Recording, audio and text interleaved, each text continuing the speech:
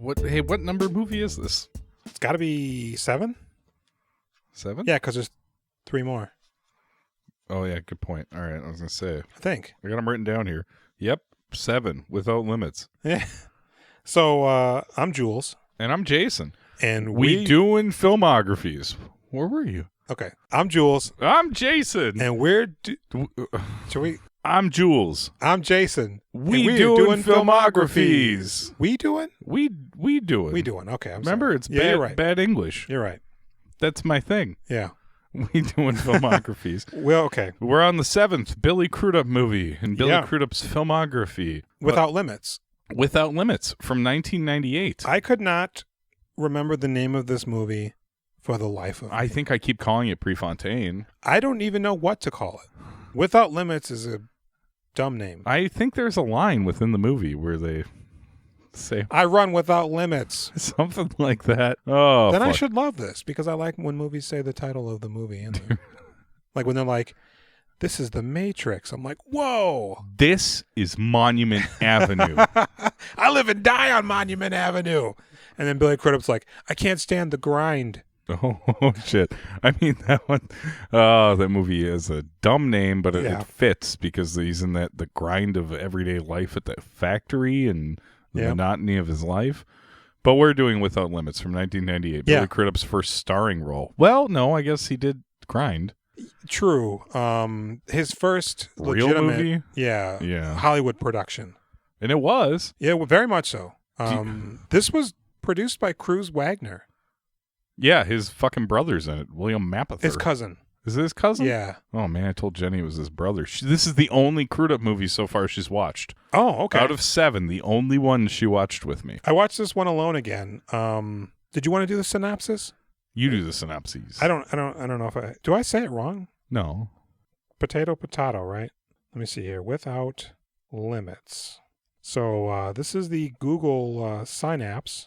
It says, before Steve Prefontaine, Billy Crudup, makes it to the 1972 Olympics in Munich, he is an unlikely track star at the University of Oregon. Woo! At school, after Steve initially clashes with coach Bill Bowerman, Donald Sutherland, over his style of front running, running the race at maximum speed from beginning to end, he develops a strong bond with the man. Steve also has a profound effect on a beautiful co-ed named Mary, Monica Potter, who becomes the object of his affection. This movie was released September 11th, 1998. Oh. Never forget. I will never forget that now. Monica Potter's. What else does she do? I know she was in Patch Adams, right? She The gets same killed. year. She gets killed by the mentally ill guy. Yeah, the same year. She's also in I don't really know the roles she's in, but she's in she's the girlfriend in Con Air. Okay.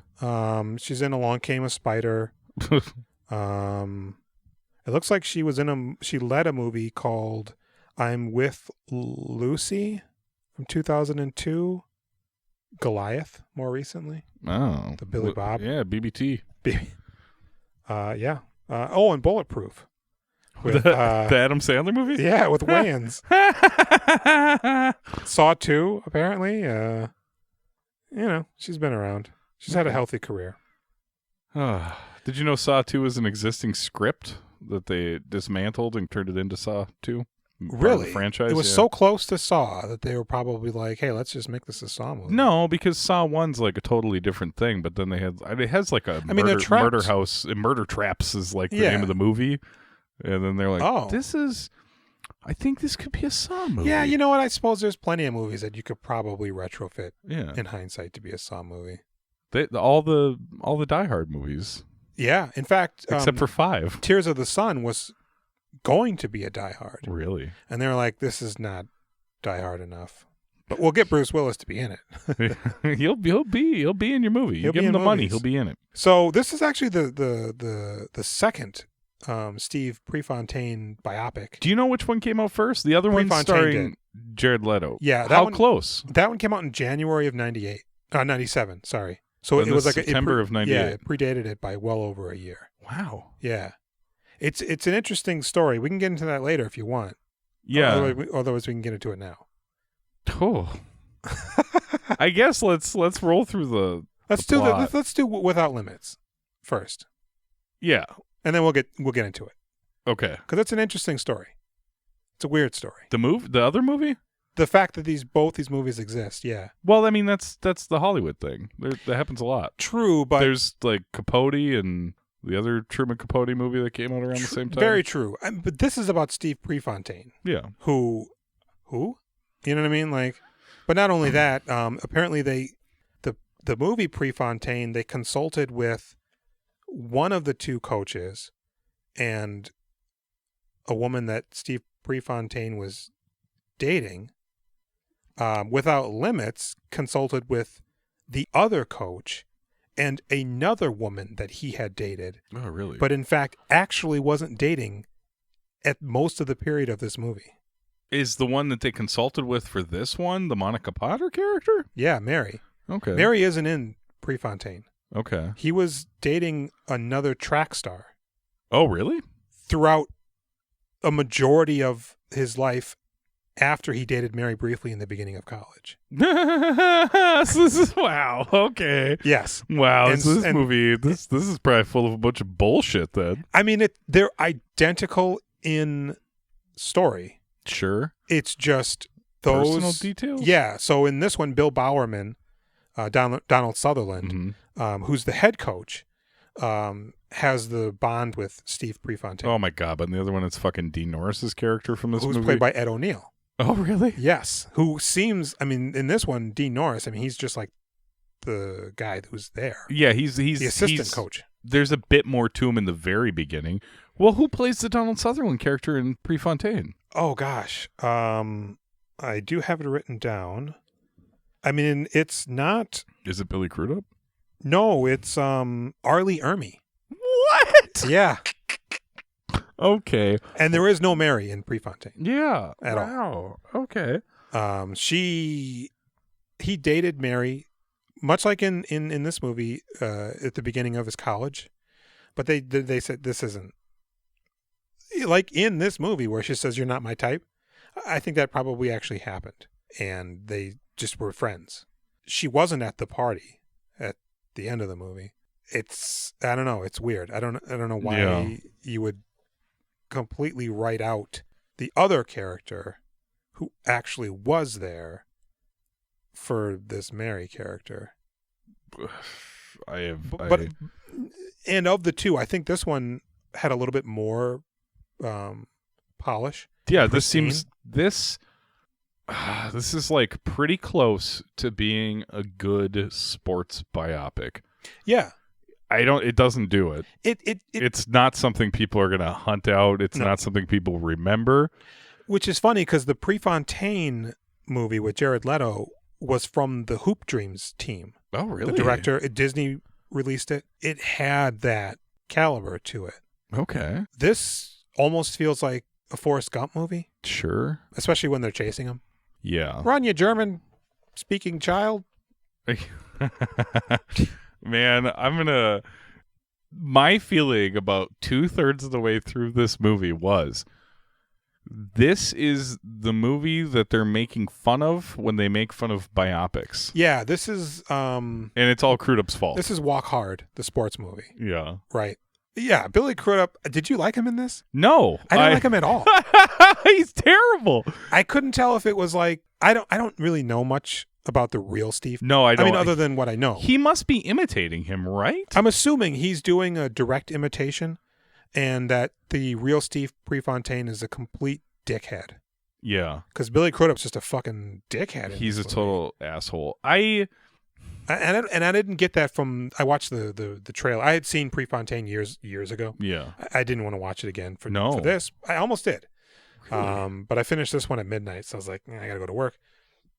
But Jared Leto, he's just Jared Leto. Yeah. For the most part. But I bet you that's far less distracting. Yeah. Because there's moments in this where if Crudup talks for long enough, it smooths out and it's not as obnoxious and distracting.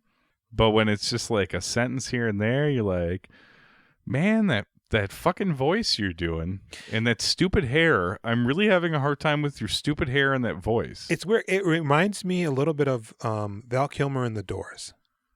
Okay, I haven't seen that in a very long time. You know, I mean, like, I think that Val Kilmer does a great job in that movie, but it very much at times feels like he's wearing Jim Morrison. And that's what this performance for Billy Crudup feels like. He's wearing, he watched some archival footage, got some sort of a cadence mimicked, and I don't know, he's like so cocksure and like just not present at the same time. There's the movie starts off.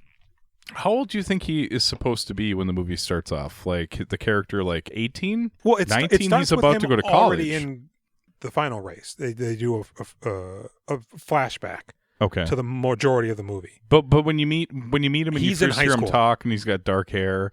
When he's running, and they're like, "Which one's Prefontaine?" Oh, you'll know. Yeah. Norris. But then they cut to like the porch talk. Yeah, when they come over. He's a high school kid.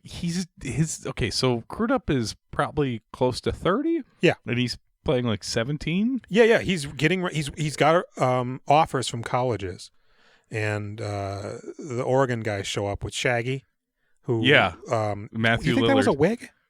Oh, I don't know. Or you think he grew his hair just to cut it later? I suppose it was probably. It looked weird. Well, it was the 70s, right? Matthew Lillard, he's a baby in this movie, and he's totally fine. Totally fine. I thought. Well, so this one is directed by Robert Towne.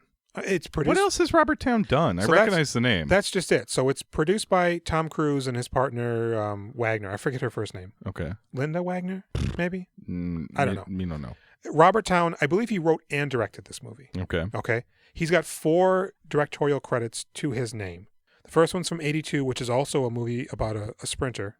Muriel Hemingway gets into a lesbian relationship. And then he directed 3 other movies. But he's written practically every Tom Cruise movie. Really? Yes. So this kind of feels like... I almost got the feeling like Tom Cruise was going to be Prefontaine. He would have been far too old. And so why is he attached to this movie, right? I don't, you know what I mean? It's like another Prefontaine movie. So it felt to me like this was the vehicle that he was attached to, but it took so long to actually get made that he had aged out of the role. Maybe. So okay. They get God, Billy Cruise Crudup. would have been so much better. He would have been. And he's he runs in all of his movies. That would have been compelling. So it would have been like fitting for him to actually be one of the world's greatest runners in a movie. And you could just see him in this movie. Yeah. Right? And so they got Robert Towne. He's producing it. His cousin's in it. It very much felt like this was going to be a Cruise movie, and they just couldn't do it. Not that, I mean, I don't know why they would have went with Billy Crudup. Maybe it was a finance thing. Like, he doesn't cost much, but he's a capable actor. Yeah. Maybe they know each other. I don't know. But so Robert Towne's written a bunch of shit, but he's only directed 4 movies. 4 other movies, 5 in total, I believe, including this. But so yeah, this one starts. Billy Crudup's racing in front of kids, and Dean Norris is like, "I need you. I brought these other guys because Bill Bowerman doesn't do recruiting." Well, I'm gonna need Bill Bowerman to tell me that he wants me on his team. Yeah, he's very much doing that character from Mad TV. No, you remember that character? No, I'm not a Mad TV tall person. Actor. Nope, I do know who that guy is. I like that guy. He's a dumb kid who would always the blonde one. Oh yeah, I guess that fits because he's got Stewart. He put his leg up. No, I'll do it. It's so fucking bratty. I need Bill to, and so he's running around back and forth as the days go by. I thought that voice at first was him just doing "I'm young." Yes, and then it's like, oh no, this is the guy. This is the guy all the way through. Yeah. This chill surfer dude who's like kind of not actually a chill person. Yeah. So he was raised in a German-speaking household. See, okay, they don't convey that in the movie, really. They said it. They said it. I don't know nothing. He's raised in they only spoke German in his house. Do you think getting high and drinking while watching these movies is impeding my ability to retain? Well, I was stoned out of my mind. Okay. Because when the kids are chasing him like Forrest Gump, they're like, "You speak German." lay that breadcrumb trail. It doesn't. It only pays off because he can understand the news when they're in Munich. Oh. But so, anyways, Bill Bowerman sends him a letter. He's like, hey, man, look, I think you'll be a great runner. You'll be the best runner if you just come work over with me. Here. So he shows up. He's driving into college like Jed Clampett. His car's rad. What are you talking about? It's packed to the brim. It is packed. Okay, I thought you were talking about like it's a shitty car. I was like, this car's nice as fuck. A steamer trunk. He's got like a fucking sofa in there. I'm glad that was not open. And he goes, hey, Mary, where's this place? And she goes, it's right there. Oh, okay. Later. And, he goes and he meets Bill. And he's just like fucking a mile a minute with his annoying questions. Well, what do I do? Hey, what's up with Bill? Why are we standing here? The coach says, blah, blah, blah. You know what I mean? And then I say what's on my mind. It's like, you fuck. And I mean, he's intelligent too. Yeah. You wouldn't think that from his stupid voice. Right. But he's a smart guy. Yep. So we meet Donald Sutherland, Bill Bowerman, and he's taking foot measurements because he makes shoes. And god damn it, Donald Sutherland is fucking great in this movie. I love Donald Sutherland. He's so good. I wrote him down as a possibility for the filmographies, even though there's like 1,000 of them.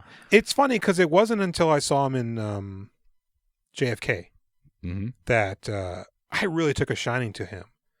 And some of his younger performances, like Invasion of the Body Snatchers, it's, I don't know, it's weird. It's psychedelic. I've never seen that one. Yeah, I never liked him young. But old, I love him.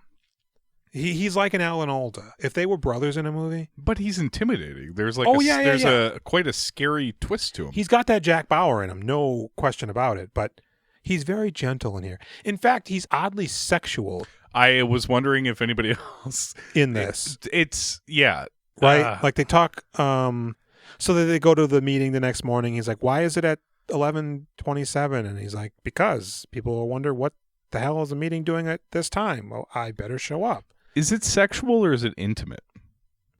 Oh, that's right. Because they're talking about cutting their hair. Because the building got burned down. Mm-hmm. And he's like, we can't be associated with the hippies. Right. And he's like, fuck the Vietnam War. I'm not saying I'm for the Vietnam War. And Billy Crudup's just like questioning him left and right, like with no real authority or place to really do it. This is why people don't like the star player, when they recruit new people. It's like, you come in here with your fucking cock swinging. Yep. And so, speaking of which, he's like, well, how short should we cut her hair?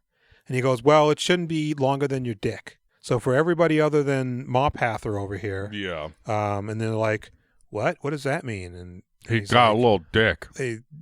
Shaggy gestures. His wiener's 25 feet long. Oh, he's got a big dick. Yeah. He says this guy's blessed because he's the religious kid. So he's not using it. I think he's like almost. So they're like, he's like, everybody but this guy, because I know he has a large penis, can cut their hair short. Or whatever. I don't know. So dick talk. He's talking about dicks. Yes. And then later he burns him with his keys on his thigh. That's a real weird moment. That's like this is grounds for termination and not in the 70s. Not in the 70s. No, absolutely not. But you can do whatever the fuck you want. So they're running. And Steve has the habit of being a front runner. He gives it all of his gas. And Donald Sutherland's like, yo, man, if you come out slow, slightly slower, and gradually increase your speed, you won't exert as much of your energy at the beginning, and we'll shave like 12 and you'll have more off. gas in the tank to push it towards the end. And he's like, no, nah, man, that's what does he say? Chicken shit. Chicken shit. I was gonna say cowardly bullshit. Yeah, chicken shit's a chicken good shit distillation of that statement. And they're out on Donald Sutherland's fucking gorgeous veranda. Yeah, right. He overlooks like a river valley. Mm-hmm. Like what? I guess it's Oregon, So, he's like, well, what do you think a track coach does? And he's like, you get me to run. And he goes, well, run what? Run a store? To run a race. Well, what's the point of a race? To win. McFly, hello. Man, I think one of my favorite things about this movie is when they get into the minutia of how to be a better runner. Because I hate running. I don't want to be a runner. When he explains to him that he needs to stop sticking his butt out and fucking pull his hips forward in the deep thrust. Deep very penetration, sexual. yes. Yeah. when you're in the deepest of penetration. Don't fight your body's natural, whatever, the positioning of your pelvis. Your alignment, yes. You want to go from your ears through your plumb line? Pelvis. Is that what he said? To your feet, yes. Plumb line or something? I really like all those little tweaks, like it's been researched. Because he's saying, what does Bill do? He's not telling us anything. And he goes, well, he'll fucking tell you when you need to know. He's decoding you, man. He's watching you and figuring out what you're doing wrong. The guy measures our feet, not just a foot, both feet, and creates shoes specifically for us because it cuts down on weight. Oh, yeah. That's really awesome. We shave off an ounce. A pound, and then 20, 50 pounds after you know what I mean? And it's like, you idiot. This guy clearly, before science even exists, it's the 70s. This guy has figured out science of running. And you're already a phenomenal runner if you'd listen to him. And we get there. We eventually get there, right? Because he runs a couple of races and he's blowing everybody out the water. The crowd's cheering him on unrealistically. And you get pumped when you're watching, too, because he does do that front-running thing where you're like, oh, shit, he's 20, 30 feet of everybody else. This is amazing. And he's hauling ass, yeah. But, like, how much of that is movie magic? How fast is he really running? Oh, the end race, there's some large, heavy lifting movie magic going on. Yeah. I don't know if you noticed, the crowd was not real. Oh, right. At one point, when he's coming around the bend, it's like almost like a painting of a blurred crowd. Oh, wow. And I think they might even be on something that's moving them. Oh. When they're doing some of the shots where they need the actors to be close. Amazing. Yeah, it's and I noticed it immediately because they start the race. They start the movie with that race at that moment. It's almost like something out of the movie Speed Racer. Like, what's going on here? Dude, this is why people like sports movies, right? Yeah. Because you get like the training, get to know them, enjoy the training, now watch them fucking destroy. And it's very what would you say? Simple. He's training, he's getting better, he's not doing so well. He comes back and he does better. I mean, that's like the magic of sports movies. I love them. A majority of the ones that I've seen. I think I like sports movies all right, but I hate sports, so I don't see that many of them. That's just it. Like, I loved Moneyball. Yeah, Moneyball. That's not necessarily about the sport. Yeah. But there is some sport element in there. Like, they make it interesting. We Were the Titans or something. Remember the Titans? Remember the Titans? With the Ryan Gosling? I've never seen it. Oh, Denzel's in there, right? That's all I know. It's an early Gosling film. Oh, okay. Yeah, I mean, like, I've always liked sports movies. I think because they're so easy to understand and root for. In fact, I heard there's a Patrick Willem YouTube video where he says baseball is the best sport for sport movies, which is a pretty good video to watch. Why? Just because it's clear, the action is slow, but it can also be isolated to the player. You know, basketball movies, it's fast, it's moving around. Yeah, big piles of people, same thing with football. And they're hard to film. Football as well, right? Like, you can get that crunch and the blue 32 type shit, but thank you for the blue 32. I don't want your life. Yeah. But that's you know, if you want to check that out, Patrick Willem on YouTube. But so he eventually starts trying to court Mary. Yeah. He goes to pick up her roommate. Man, that was when they reveal what actually happened in the scene. Did you not know? Well, they don't. They tell you later. I knew. How did you know? Well, because he's outside, and the roommate jumps up and goes to the bathroom to get ready. Oh. She's brushing her teeth, and he just remember walks they cut to in. her, but I didn't understand that. What he's like, I'm an assignment. What else would he be doing? I thought he was just like going around room to room looking for her. No, he's busy fucking every girl on campus. I loved the moment where she looked at the shoes. Yes. Because he's like, well, come with me. Go out to eat. And she's like, I'm not dressed. He's like, you're dressed? He seems like a good guy almost at this point, right? Yeah, because we don't know anything. No. So all of a sudden, he goes to the shoe store next to the diner where she's at with no shoes, and he brings in like 4 boxes of shoes. He got those from the shoe store? Something. I thought he just had them because he says they give them to him. I thought that's what it... Oh, I guess I don't know what it is. I thought it was a shoe store because they're just boxed shoes, but I mean, who knows? It could be the athletic department or something. So he comes in and she's trying on the shoes and she's like, yeah, this is fine. And then a girl walks by. Two girls. They say hi to him. Hey, Bill. And he's just like, oh, hey, y'all. And it seems very innocent. But then she looks down and she sees that they're wearing the exact same shoes. Right. And then she looks around. It's not just one girl. She looks around. Yes. And they're wearing the same shoes. And you're wearing the same shoes. How disgusting is that? Like, it's he's super marked gross. them. That's exactly what I thought. Like, this narcissist, right? Instead of, like, taking a trophy, he's, like, imprinting himself on them. That's so fucking gross. And they're not even, like, it's not even things that he's bought. Right? Free shoes for the girls I fuck. It's fucking gross. And so she's like, I'm out, bro. You're not my type. Good call. Yeah. Way to have that self-respect. Yeah, because he continues to try to, like, court her, and she's just like, no. And is this when he chases her, runs into the cemetery? Yeah. To cut her off. Maybe he runs by a cemetery, but those are like the trails outside the school, right? She's walking through a cemetery. But when he catches up to her, are they still in the cemetery? Well, she sits on a Civil War monument. I guess it could be a park. Yeah. Maybe that wasn't a cemetery. Maybe they were horseshoe stations because they were just, like. Because that's very much part of campus. I wouldn't think there'd be a graveyard right there. But you saw they look like little tombstones kind of coming out of the ground. No, you didn't see. Oh God, of course. Who am I talking to? Yeah, it's me. It's me. I don't know nothing. But is that before he bloodied his foot? Oh shit, I have no idea. I'm pretty sure it is. Fuck. Because he swears off other women. So they go out on a trip to do a triathlon thing. Because it isn't just a track. It is a track team, but they're not all runners.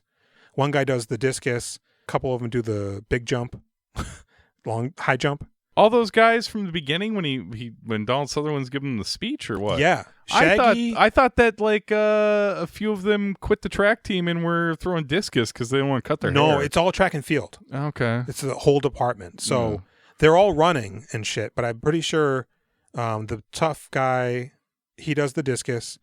Shaggy, I think, might do. Why do you call him Shaggy? I mean, I know why you call him Shaggy. Matthew Lillard. Yeah. I think he does maybe the long jump or the high jump. Okay. Jeremy Sisto is one of the runners. Interesting pop-up. Very. I didn't expect that. I didn't until I realized. And then I'm like, how much of this movie has he been in? And Not I didn't, a lot. because he just pops up, right? Yeah, and then he's in it. And then he's in it. Yeah. Yeah. Which, you know what? Actually, this made me think of something. I always hated Jeremy Sisto. And it's only because he was in that movie Hideaway with like Jeff Goldblum. Man, I don't know that one. Ugh, it's like based on a Dean Koontz novel. I think Jeremy Sisto was the bad guy in that movie, but I could be remembering wrong. But I think he's a sleazy creep in that. And it's funny how the first thing you see somebody in, colors, maybe for a little, I always thought he was like gross. I liked him in this. Yeah. I think I'm coming back around. I like Sisto. I liked everybody in here. Everybody was except for Crudup. Yeah. So they go out on a track meet, and they're staying at motels, and he picks up a girl who I think was the girl. Amy Jo Johnson, the girl from Felicity and the Pink Ranger. I think she was the one jumping on the trampoline doing the splits. Oh, the one that distracted him there? And then maybe. Because she's a cheerleader or something too. So then, they're in the hotel room. There's a slight glimpse of a body double side breast. It's not her. And then they start doing she's doing handstands, and he's upside down having sex with her on a chair or something. Super fuck. I don't know. So the religious kid comes in, and they're like, close the door. I didn't realize that was why he was weird. I thought maybe he liked her, and that's why he was being weird. No, he was reading scripture on his way back to the hotel. What am I doing when I watch these movies? He mentioned scripture earlier. And that's why the dick thing was wasted on a church guy. He's saving it. Yeah, but he does go back in after they go, hey, leave. He go, okay, and then he leaves. There's nothing to look at. They're fucking, Okay. So Billy Crudup falls. And cuts his foot on the coffee table? I thought it was maybe the vent on the wall. They aren't clear, right? Because I had to ask Jenny. I was like, what? Because he's laying on the ground. Yeah, and there's like a vent. They show that bloody-ass foot, and you're like, oh, no. Yeah, he cuts the webbing between his big and index toe on his right foot. And so, Donald Sutherland rolls in, and he's like, what the fuck? Yeah. It's like a team meeting in the hotel room. Yeah, I was sleeping and I went to go to the bathroom and where were you? Religious big dick? And he's like, because he can't lie. So he's like, I was, and he's like, he was out for a walk. And they're like. And then Donald Sutherland pulls out the panties. Was it? Yeah. Were they bloomers? Well, I mean, they're like underwear. I guess it's the 70s. Yeah. Clothes didn't really fit. They were nice. So he's like, well, you can't run. And he's like, no, I'm going to run. He's like, you're going to kill yourself. What does he say that? You're gonna rip your foot apart or something. He doesn't say you're going to kill yourself. Bill, if I don't run, I'll die anyways. No, this is not at all what is said. Oh, God. This is one of the dumbest fucking lines in the movie. That was like, it's a power play for a biopic here. Okay. He's like, you know what's going to happen to my foot if I run, but you don't know what's going to happen to me if I don't run. That's right. It's so terrible. That's right. And because I like to run without limits. No, I don't think he says that. And then he runs. Yeah. And what happens to a foot? It's a bloody mess. It's full of blood. And so another guy who's competing against him comes up and he's like, by gosh, you're a great runner. Is that your foot? You were running like that? Oh, the foot. And he goes, and he's just on the ground flailing. Let me see it. And Donald said, you don't need to see it. And they win, and he's the champion. Yeah. Or whatever. And so then he approaches Mary, and he's like, can we start dating? And she's like, yeah, okay. I don't really think you're my type, but whatever. And he does this really creepy move where he grabs her crucifix. She's got a crucifix on a gold chain. Yeah. You know how people do? Yeah, I do know. Like those little ones. Yeah. And it's a tight chain. He just goes right into her cleavage, basically, and grabs this crucifix. Is this when she has like the fucking PTSD freak out? No, that comes a moment later. They're still in the park or whatever. Yeah. And he goes, you believe in God? I love that. I love people who believe in stuff. And she's like, oh my God, do you believe in God? He's like, I believe in myself. I believe in the wind at my back. What? Are you a cult leader? Are you Jehosh? I mean, he's fucking right. True. That's who you should believe in, man, is yourself. That's true. And so they, I guess, go out. And then they're back at her trailer? Whose trailer is it? I don't know. They're in a fucking trailer. It's the trailer of doom. It's a double wide. And she freaks out. She has a fucking mega shutdown. Which I thought, like, did she, like, orgasm? And man, this seemed like full-on rape freak out. She's weeping, and he's really slimy. He's like, he gets up on the couch. He's like perched up, and he's still kind of touching her face. And she's just like, look, dude, I'm not going to have sex with you. I'm religious. It isn't fair. And then she's also rubbing on his arm while she's saying, we should stop seeing each other. This isn't fair to either of us. And he's like, I could surprise you. Can you try to nail that surfer voice a little bit more? I could, like, surprise you. He's very much... Have you ever seen the Californians on SNL? Yeah. Where they pronunciate every syllable. Take Pico to... I can't even think of it. Yeah, take Pico to the 505. Yeah, it's numbers. It's that. And that may even be what's informing that sketch. But so he's basically like... She's like, you can see other girls. He's like, I am seeing other girls. She's like, yeah, I know. And he goes, I don't need to. I can be with you. So this is definitely, oh my God, you can see her fingerprints on this. That's who they're talking to. So you're worth it. I want to be with you, even though we can't have sex. I'm the greatest American runner of all time. And I'm going to, church girl, you're the one for me. So they start a relationship, and they're doing yoga or something and running, and they have matching T-shirts at one point, I think. And she's living in the trailer because Donald Sutherland comes by one point, and they're on the deck of the trailer. Yeah. So I guess she doesn't live on campus, but for some reason lives in a trailer. No. I don't know. So they go to like an international meet. Munich? Are we not on Munich? Before Munich. Okay. It's the qualifier. Oh, it's when he gets in that fight with that fucking dickhead. Yeah, because there's some guy. That's apparently a big plot point that they touch on at the end. He changed the face of running because I don't know. He's like, I don't know what he is. He's like it's like an organization became the buffer between the runners and the meets. Yeah, like And they control it, and they don't let him run against the people that he should run against, right? Yeah, basically. It's a business decision. I think it's the young version of the guy at the end with the beard, the Amish-looking guy. Yeah, he did come up again, right? Yeah, they're over there. There were some ugly runners, man. It's him and then that guy with like the weird poodle hair in the beard, too. Yeah, and when they are running, ooh, boy, that's courage to be in a movie where you're running in slow motion. Shaking jaws, slamming down to the, and so basically, this agent, or whatever he is, chaperone, I don't know, he basically extracts a fee from the country that they're in, their organizers, to not have their best runners run against their best runners. I guess to pad their numbers to help them get into the Olympics? I'm not sure. Or something. But boy, does Crudup flip the fuck out when he doesn't get a run against who he wants to. He's about to fuck him up. Dude, he's really chasing him around there. He shoves him. Yeah.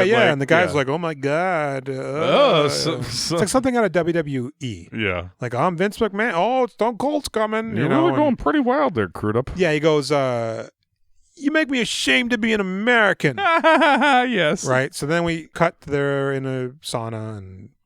oh boy, he is ladling on that water on the rocks so hard. Guy's like, what the fuck are you doing? And then he does like 10 more ladles after that. It's like, you're the cunt that comes into this place. We've all been in here sweating. Give us some fucking credit. I'm number one. He walks in, he just starts ladling the shit out of the rocks. And then he talks mad shit about the organization and how we need to dismantle it and destroy it. Yep. And then, but he doesn't know that Bill's in there. No, here comes Donald Sutherland. He's laying behind other people. Draculaing up, and Crudup is offended that he's back there. You should have told me you were in here, Bill. Hey, listen, motherfucker. So I've had a problem with that company forever. Yep. Why didn't you do anything? Why didn't you do anything? And he's like, sit down next to me. Because, listen, you're a bitch, and now I'm going to press these hotkeys into your leg. I can take pain, Bill. He's like, can you? And for some reason... Is that what prompted it? I think so. For some reason, he's holding or in possession of a faculty-sized key ring with just innumerable amounts Why of are keys those inside the sauna? Right, because he puts it against Billy Crudup's inner thigh. And they fucking stare at each other. And it burns the shit out of them. Sure, they've been sitting there in the heat, soaking it up. They're metal. But why does he have them? They would. How is he holding them? You wouldn't. They would be in your pants on the outside of the room. Is he coming at Bill, having just said, I'm the man, and puts his hot keys on him, and it burns Bill, but because it's in his hands, he's not being burned? Is he like saying, I'm tougher? Again. They just stare at each other, and they should be like rubbing their dicks and kissing. They should be. So that is the intensity of that scene. He leaves, right? And then eventually they go to Munich? Munich? Is that Munich? Is that eventually where we run? Yeah, we go there. I was actually really surprised they touched on this. In between. No. That one race where he doesn't run. So they get to Munich, I guess. Yes. And Munich 72, eventually, it's so bad that eventually they have to bring in Eric Bana to really bring the culprits to justice. You ever see Munich? Yeah, I like that movie a lot. It's great. So, I mean, I was familiar with this. Obviously, most people are. I was surprised they touched on it. I really was. I thought they'd mention it, because I knew it was coming, but I didn't think they'd go into the terrorist situation. I think Prefontaine focuses on it a little bit more. Okay. I think it's a slightly larger part of that movie because it's a fucking tragedy, right? Terrorists, were they Iranian? I forget who the terrorists were. I know they killed the Israelis. They killed the Israelis, right? Like 12 of them, something like that. Yeah, the whole track team. Was it the track team? I think so. Okay. So they're on lockdown, and Billy Crudup speaks German, so he kind of understands what the news says, and eventually, if you don't know what happens, they're trying to free the hostages on helicopters, and I think they throw grenades on the helicopters or something and kill everybody. The Israelis, the terrorists, yeah, because the Germans try to free them, something to them. They make a move. Yeah, maybe the Germans throw grenades on there. I guess I don't know anything about it, but so eventually, two people that have seen Munich and both seen movies that touch on it. We're like, I don't know. I'm not an authority. It's at the Olympics. They killed them all. It's terrible. Terrible. It is terrible. I don't mean to have a. No, it's absolutely I mean, it's a national tragedy for Israel, probably for Germany as well, because it happened there. But so the Olympics are back on. They're like, yeah, we're going to still do this. So they're running. But not against the best of the best, because you've had the herd thinned quite a bit. Right, because I guess the Israeli team was pretty badass. I'm sure. I imagine. I kind of feel like the Israeli teams are usually pretty badass. Was the beard guy, was he Dutch? Was he French? I mean, because Jeremy Sisto, he's speaking French, I think. Yeah, that was actually really surprising when he spoke French. Yeah. It sounded legit. Yeah, it was quite elegant. So they're running in the thing. Oh, no, I'm sorry. There was a qualifying match before this where Bill Bowerman says to Steve, you're not going to beat this guy, Bob Hartman or something.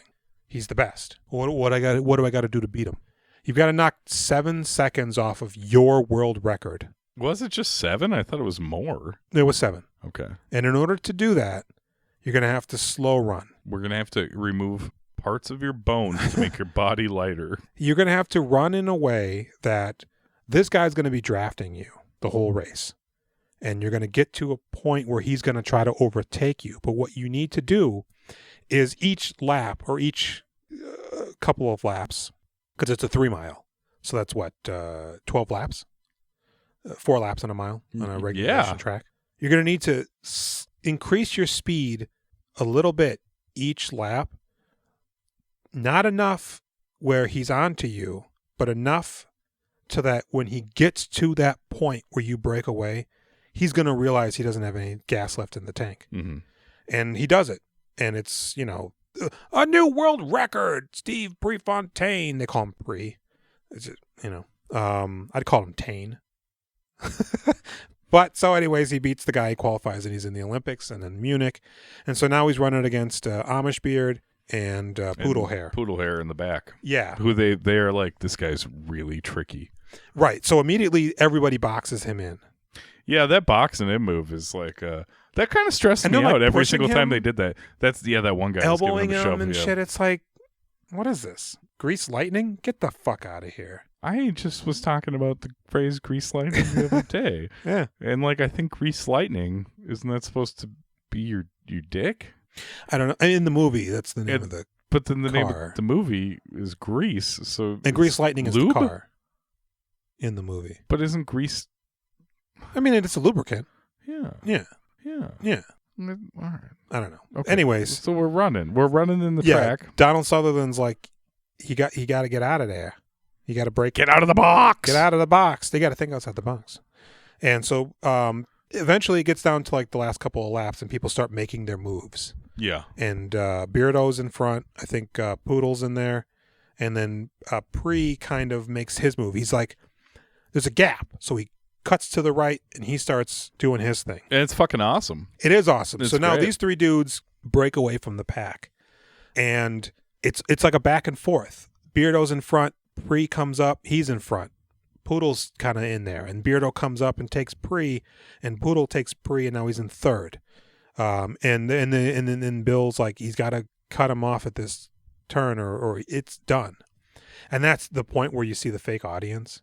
And there's a couple of moments where I think they might be running on a moving track, but they're running in place. Mm-hmm. And the camera is simulating the movement on the track. It's, I don't know. But eventually Beardo takes him. And so does Poodle. And another fucking guy comes up. And Pre comes in 4th. He doesn't even place on the charts, man. Nope. He's number 4. Yep. And he's in the, I don't know what you'd call that, galley from the locker rooms to the field. Oh, he's just standing there. Where that kid's like, hey, nice game. And the football guy throws a towel at him. The old Pepsi or Coke commercial. Yeah, whatever that place is called. He's hiding out there. And boy, he sure is being a bitch. Now, when Beardo looks at him, you think that's a look of acknowledgement? That nod he gives him? Yeah, good game, man. It's not a cocky thing, right? And then he's like, I see you. And then Prefontaine's just got the fucking ghost eyes. Yeah, and I'm like... Buh. And so then what happens? He becomes a dropout loser. Yeah, he fucking becomes nothing fast. He's Mary a bartender. Doesn't want him because he's like... Well, he won't answer her phone calls. She has to come comes find around him. And where are you working? I'm working at the barn or something. His shirt said something. Is it the tap or something like that? Some stupid shit. So he's but at it a turns bar. out to be a bar. He's fucking Coyote Ugly all of a sudden. Yeah. Right. Who wants a drink, guys? Who wants to drink off of me? And then Donald Sutherland shows up, he's like, and what he's the like, "Oh, fuck God, are you doing, gross." You lost the race. Come on, dude. And this is a kind of bum window. Yep. And then he eventually comes around and he's like, "Hey, Donald Sutherland, can I run with your team?" Yeah, I know they're college kids, and I'm an adult now, I think. Can I run? You're always welcome here, Pre. And then doesn't he lose to the guy that was watching him in the bar in the Munich race? Like when they finally do run together? There's one of the kids that's in the bar with Monica Potter, and she's like, "Tell Pre that was the most interesting race I've ever seen run." Oh. And then he loses to him. Does he? Because I know he goes to a race with Jeremy Sisto. And that guy says, "Oh, I worked it out with them. They're going to actually trade every other lap. So Pre can draft off of Jeremy Sisto, and then Jeremy Sisto can draft off of Pre. And then in the final lap, it's every man for themselves." And Pre's even like puking before the match. Yeah. And he's like, "I can't do it." And they're like, Pre. And he goes, "I think they're calling you." Right? We're outside and everybody's calling him. And he comes running down. "Ah!" And he's, "I love you all." And then they run the race. But at the last second, Jeremy Sisto, he doesn't trade off. He's drafting Pre when he should be in front. And the guy goes, what the hell's he doing? Pre can't sustain these levels. Does he win or does he lose? He wins. Race? Okay. So Jeremy Sisto breaks away in the last lap, or the second to last lap. And we're led to believe that Pre's out of gas. But he pushes. And he pushes so hard he almost wakes up from the Matrix. Right. And he overtakes Jeremy Sisto and he wins. And they're cool, surprisingly. I thought he would have been like, "Dick move." But no. Are you sure that's Sisto? Yeah. Pretty sure. Unless they got a new guy that looks like him. I thought that was the guy from the bar. I guess I don't know. Oh. I thought it was Sisto. Maybe Jenny and I had this discussion when we were watching it, and there was like a moment where he did something with his head, and you're like, "Oh, that's that other guy. That's not Sisto." Maybe. Thank you for... You're like, hey, it could be either thing. So that's the last... That's the last race. Because then now he's celebrating after that. Yeah, and now there's some. Well, why would Sisto be in that race if he got his fucking wisdom teeth taken out? Is that because that's that night. I missed exactly why he was holding it. He got his teeth taken out. But I thought he maybe got punched or something. But nah. So they're at this party, and now there's the official. Okay, so they're at the party. He's with Mary. Everything seems great, right? And Sisto, they're about to fuck in the bathroom, and Sisto's like, "I'm in the shower."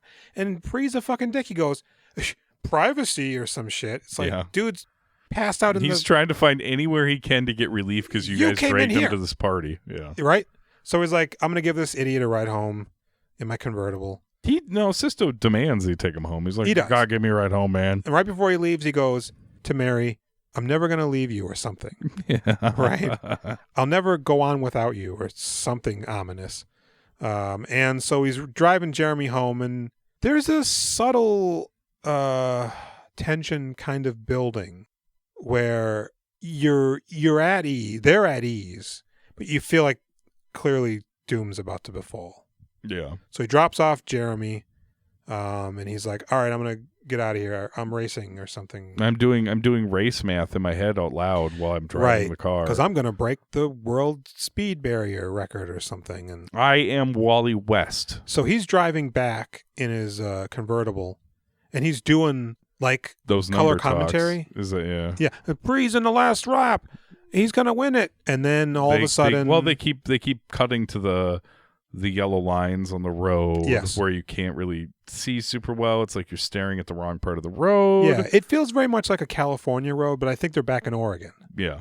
So it's very windy, hairpin turns, blind corners. Suddenly he makes a right turn. And there's a car in his lane. That was the car doing the horn. Although it sounded like a truck. I thought it looked like a truck. It was a car. So he veers around him. He goes into the oncoming lane to veer around this car. And crashes into a rock wall. Yeah, there's a rock wall, and he goes up it, and it's weird. The cut of him in the car as it's flipping is about the stupid. It's up there with the hot dog cart and Sleepers. Yeah. It is so fucking dumb. It should have just, if anything, The weird shots of the road that I just described, you should have just cut to black. I would have preferred a very wide shot of just the road and the car, boom, in real time, crashing. That would have been good. No anything. We know he's in the car. I think that's how they do that in like Pollock, in the Pollock movie. Okay. There's a car crash in that's much better. Just you're removed from it. It's very clinical, and that would have packed a little bit more of a punch. So, then he's dead. Yeah, it flips over. They cut the news footage of the car. There's blood pooling out all around it. The photos are black and white. Been crushed. Maybe it's and it looks like blood. I thought, holy shit. He scraped his whole brains out. No, not what happened. So, from what I can tell, stories conflict a little bit. It sounds like he flipped over, and I think the police on the scene said they could smell alcohol. I'm sure. And he choked on his vomit. Oh. He was pinned, threw up, and was upside down. If you're upside down and you throw up, shouldn't that be coming out your mouth hole? I don't know. That seems like the best way to be puking. Say that the steering column constricted his breathing and he died. Okay. I read a weird story from a journalist who was at like a commemoration event for Prefontaine, like 30 years later. Mm-hmm. And he runs into a 50-year-old janitor who says, I was there the night it happened. And apparently this guy said when he was a kid, he lived in a house like right there. And he heard the crash. I could hear, he wasn't speeding. I could hear the tires. I could hear the car. So he runs out with his dad, and the other car stopped a little bit up the road and then took off. And his dad got into his car and drove after him, leaving this 12-year-old boy at the scene of the accident. And he says he vividly remembers there wasn't a smell of alcohol and that the steering column choked him and he died. Had I have not been a child, I would have flipped over the car. Had my father and the man that he chased stopped, we could have flipped over the car and saved Steve Prefontaine. And it's funny because I then read, this is like a blog post, and there's like maybe 5, there's like news clippings from the event and shit, and then there's comments. There's one dude, he's like, you're a fucking hack. Yes, I'll go with that one. You think you're going to take the word of some idiot who said he was there as a kid? This is stupid. Sounds like somebody wants to feel special. Very much so. And so that's Without Limits. The second of 2 Prefontaine movies. And that's it. I'm sure there will not be any more Prefontaine movies. Oh, absolutely not. This one, in hindsight, feels more like that Bohemian Rhapsody movie. I did not see that. I will not see that. Well, but I mean, like, that movie definitely played musical chairs with some of the events of Freddie Mercury's life. Right. He comes out, I've got AIDS. Let's play Live 8. That wasn't the case. They played Live 8, and then later he was like, oh yeah, I'm dying from AIDS. You notice these purple splotches. Now, and then what's interesting in Bohemian Rhapsody is I believe Queen did a lot of the consulting on that movie. Yeah, man. And requested like a specific amount of screen time, basically 25% for each band member. Oh, really? Something to that effect. Man, did you know that Sasha Baron Cohen was supposed to be Freddie Mercury, but then the Queen band ruined the script because they wanted input? Yeah, that could have been interesting. That probably would have been fantastic. Because Freddie Mercury, he was not like a huge guy, but he was a pretty tall guy. Rami Malek's a little baby boy? He's a little baby boy. You ever see a picture of Rami Malek when he's young and fat? I did, and he told the girl to take it off of her Twitter. Yeah, that's so great, dude. Yeah. I really like that picture. Yeah, he's like, no, I'm Mr. Robot. I'm weird now. Also, he's got like you know how they say film my good side? Mm-hmm. His other side is really bad. Oh, really? Yeah, he looks like a goblin. I could buy that. Yeah. I could buy that. It's like, oh, Rami Malek, you look good. And then you hit him from whatever the other side is, and you're like, fuck, I think I look better than that, and I don't look good at all. Yeah. Ooh. Gosh, I wonder if that's the side they filmed in everything he's in. I think that's the move. I think that's what they always do. Yeah, no. So I guess of the 2 Prefontaine movies, they're literally, beat for beat, almost identical. Yeah. I don't know if they go back as far as his high school, but definitely the college shit. Definitely the Olympics and the Munich shit. And they both end in a car crash. Mm-hmm. Just there's this really weird specific discrepancies between the two that leads me to believe the Prefontaine movie is a little bit more accurate. I don't like Jared Leto. No, I used to like a bit. I used to tolerate him. I was excited to see him and stuff here and there. He popped off in Fight Club. He was okay in. I like Switchback. Remember when he gets his throat slit? Oh, never mind. I thought he was fine in Panic Room. Yeah, and these are more like high concept, stylized movies, so it's hard to really. You know what? I think I like Jared Leto up until about Fight Club. Okay. I think I liked him when he was in My So-Called Life. It's like, oh, that guy's pretty. And then by the time Fight Club came around, it's like, I don't know. And then he had 30 Seconds to Mars around the same time, and it's like, oh, never mind. Well, now there's like the cult of Jared Leto. Yeah, now he's very like, much he seems like a predator. Publicly known to be terrible. Well, and I guess also like very active with underage girls on DMs and. That's a bummer. He's like 50. Twitter, yeah. He's good as a creep. Yeah. You know, he's great in Blade Runner. Sure, as like as a fucking creepo. You know, in that movie where he is a creepo, pedo, possibly with Rami Malek. What is that? God, watching Shovel Danger, is that the name of the movie? No, but watching that movie, I was like, why isn't Rami Malek Jared Leto's character? Because you're watching that movie the whole time, and you're like, yeah, Jared Leto, he's greasy, he's disheveled, he doesn't look like he slept, he's got crazy hair. Then you see Rami Malek, and you're like, this guy's supposed to be normal? Yeah. What is the name of that movie? Blue Umbrella. Gosh, if only. It's got a dumb name. Denzel Washington, Rami Malek movie. Carrot's Revenge. The Little Things. Oh, what? Yeah. Really? Mm-hmm. What is that other movie? It's written and directed by John Lee Hancock. I'm thinking of Little Children. Oh. Little Women? No, Little Children's a good movie. Little Indian? That's you thinking of the Indian in the cupboard. Oh, yeah. Okay. Yeah. You ever see Little Children? No. Oh, that's good. Patrick Wilson, Kate Winslet. Oh. There's a child molester loose in the neighborhood, maybe. They start having an affair, those two. Because their kids are missing? No. There's just Jackie Earle Haley shows up, and I think he's the child molester. Of course. And he's like trying to live his life. I don't know. It's weird. I can't quite remember exactly how it went, but it was good. I think I rented that and Hard Candy in the same weekend. So, Without Limits. Yes. Ratings? Man, I think the movie's a 6. I think the story's there it's not a great sports movie, but it's good enough for a watch. We both watched it. We're both like, yeah, I like this fine. It's not great. I think it's not necessarily sabotaged, maybe derailed by the Mary character. Sure. We don't really need it. Watching the trailer for Prefontaine, I didn't even get the feeling that there was a woman in that. It would probably be much more interesting without her. Yeah. I think she informed his life as far as the consulting, but I don't think her character is, if even in there, an incredibly pivotal role. Yeah. I think it's focused primarily on Pre and the running, which obviously is what you want from a running movie. Here, we get this stupid relationship stuff.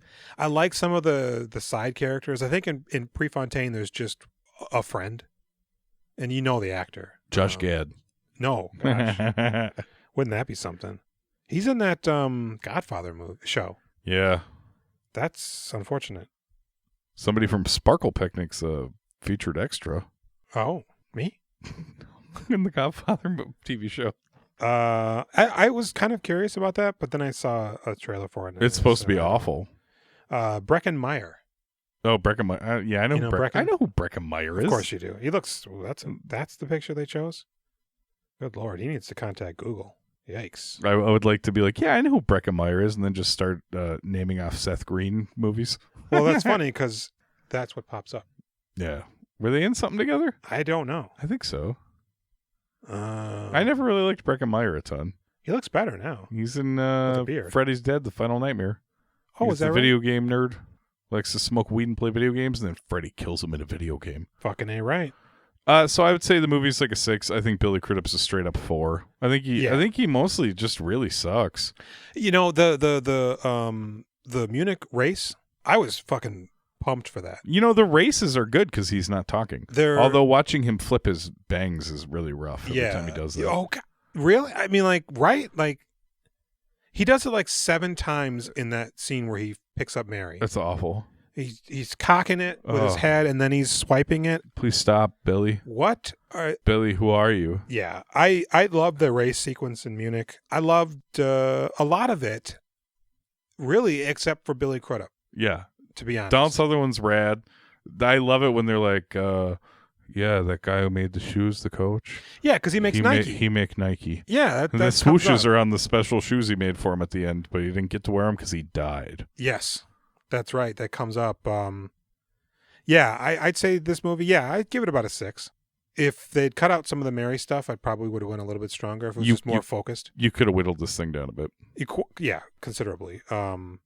Yeah, Crudup's performance, it's a 4. I mean... Dude, Jenny, she hasn't seen many Billy Crudup movies. If any, she doesn't really recognize him. Oh. So this was fine for her. Yeah. She didn't realize it was stupid.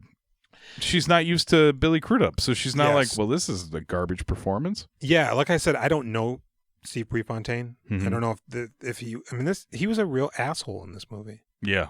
He was gross with the ladies. Very mean to the ladies. He's so fucking arrogant. Yeah. It's disturbing. And it's a shame because, boy, this was like his breakout chance, I think. Mm-hmm. You do a good sports movie, man. That's a lock. And he's got 2 mediocres. Yeah.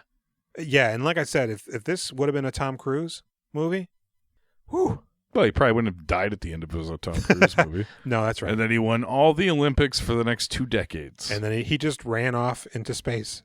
He ran so hard. Brought to you by Nike. Yeah. Yeah.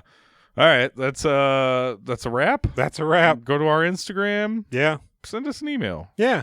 My name is Jason. My name is Jules. We did some filmographies. We doing movies. We did movies. We're doing filmographies. We did. All right. Good night.